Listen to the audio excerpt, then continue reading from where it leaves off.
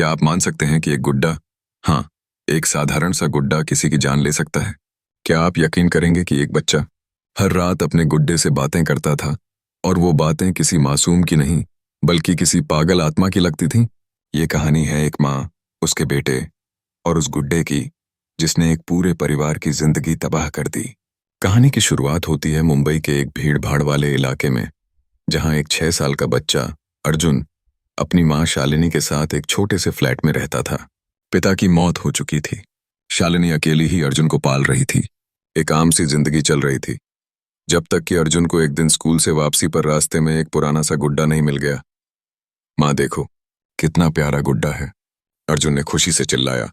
शालिनी ने देखा, गुड्डा काफी पुराना और गंदा था।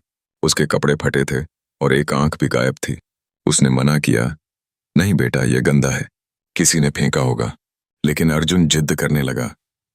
नहीं माँ, ये रो रहा था, ये मुझसे कुछ कह रहा था। शालिनी ने हंसते हुए बात टाल दी। अर्जुन, गुड्डे नहीं बोलते। लेकिन उसे क्या पता था कि यह सिर्फ शुरुआत थी, एक डरावनी शुरुआत। उस दिन के बाद से अर्जुन हर वक्त उस गुड्डे के साथ रहता।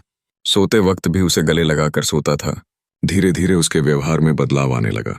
शालिनी नोटिस करने लगी कि अर्जुन अकेले में बड़बड़ाता है, कभी कभी गुस्से में चिल्लाता और कई बार ऐसे हंसता जैसे कोई उसके अंदर बैठा हो। एक रात शालिनी की नींद खुली। उसने सुना अर्जुन अपने कमरे में किसी से जोर जोर से बात कर रहा है। दरवाजा खोला तो अर्जुन अंधेरे में बैठा था। गुड्डा उसकी गोद में था और वह कह रहा था, नहीं टॉमी, मैं उन्हें नहीं मार सकता। माँ अच्छी है, मुझे मत कहो ऐसा करने को। शालिनी डर गई। उसने अर्जुन को झिंझोड़कर सुला दिया। अगली सुबह अर्जुन बोला, माँ, टॉमी नाराज है, वो कहता है तुम मुझे मुझसे छीन लोगी।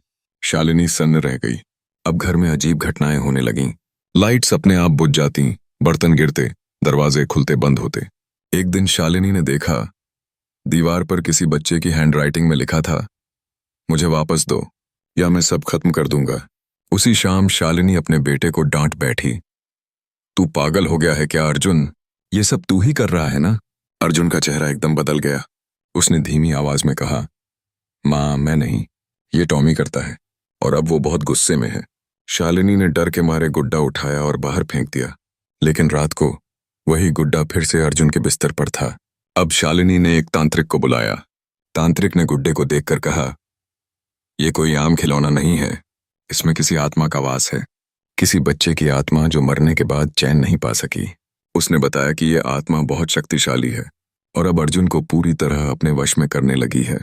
पूजा शुरू की गई, लेकिन जैसे ही तांत्रिक ने मंत्र पढ़ने शुरू किए, अर्जुन जोर जोर से चिल्लाने लगा, बंद करो ये सब, ये मेरा दोस्त है, टॉमी मेरा भाई है, उसे मत जलाओ। गुड्डा जमीन पर कांपने लगा और कमरे में अंधेरा छा गया। तांत्रिक चिल्लाया, जल्दी, ये आत्मा इसे पूरी तरह ग्रसित कर लेगी। शालिनी रोती रही, अर्जुन तड़पता रहा और अंत में पूजा पूरी हुई। गुड्डा आग में जल गया और उसी वक्त अर्जुन बेहोश हो गया। जब अर्जुन को होश आया, उसने सिर्फ एक बात कही, माँ टॉमी अब चला गया, लेकिन वो कह गया है कि वो वापस आएगा जब कोई और अकेला होगा। उस दिन के बाद से अर्जुन ठीक हो गया, लेकिन अब भी कभी कभी सपने में डर के मारे उठ जाता है और कहता है, माँ वो खिड़की के बाहर है, मुझे देख रहा है। कहते हैं कुछ आत्माएं बंध जाती हैं किसी चीज से, किसी इंसान से या किसी गुड्डे से, और जब वो चीज किसी मासूम के हाथ लगती है, तब शुरू होता है खेल, डर का, कब्जे का और अंतहीन दर्द का। अगर आपको ये कहानी डरावनी और दिलचस्प लगी तो कमेंट में लिखिए, टॉमी फिर ना आए। और ऐसी ही और कहानियों के लिए चैनल को सब्सक्राइब करना ना भूलें। फिर मिलेंगे एक और सच्ची और सिहरन भरी कहानी के साथ। तब तक सुरक्षित रहिए। अगर आपको इसके लिए भी YouTube टाइटल, डिस्क्रिप्शन और थंबनेल AI प्रॉम्प्ट चाहिए तो बताइए, मैं अभी तैयार कर देता हूँ।